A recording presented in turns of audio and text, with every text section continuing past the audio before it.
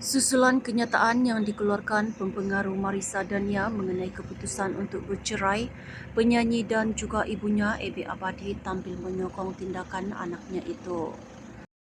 Mendoakan agar masalah rumah tangga anaknya dapat diselesaikan dengan cepat, Abby juga berharap Marissa dapat keluar dari kemelut yang dianggap seperti mimpi ngeri.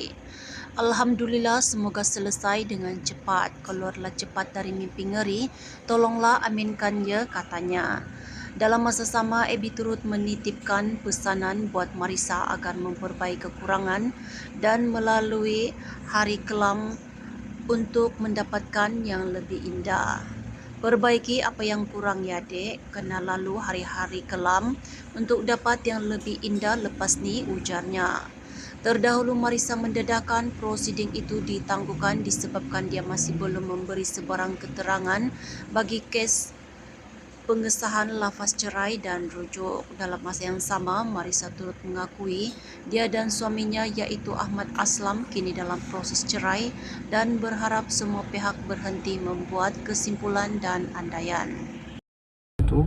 Saya Ahmad Aslam. Saya terpanggil untuk beri kenyataan terlalu banyak fitnah atas diri saya berkenaan dengan isu pernikahan saya. Jadi kat sini saya nak maklumkan pada pihak semua untuk mengelakkan fitnah ni terus tersebar luas.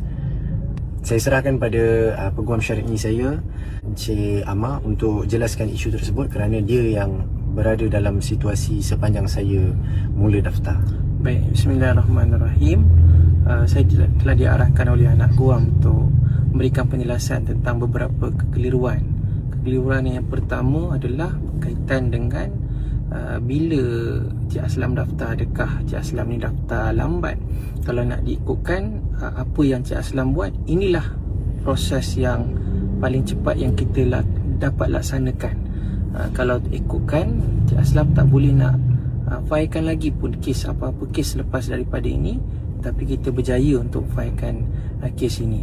Yang kedua, nikah yang telah berlaku di Thailand telah pun selesai. Kita telah tutup cerita di situ sebenarnya, dan pernikahan ini adalah pernikahan yang sah mengikut hukum syarak. Dan yang ketiga, sijil nikah kita telah berjaya peroleh. Kalau tak ada sijil nikah, kita tak dapat nak buat proses yang seterusnya. Bagaimana rupa bentuk sijil nikah itu akan ditayangkan oleh anak guam saya. Wallahualam. Baik. Terima kasih banyak Encik Amar mewakili sebagai peguam syar'i saya. Itulah, saya harap perkara ini tak timbul lagi. Terima kasih banyak.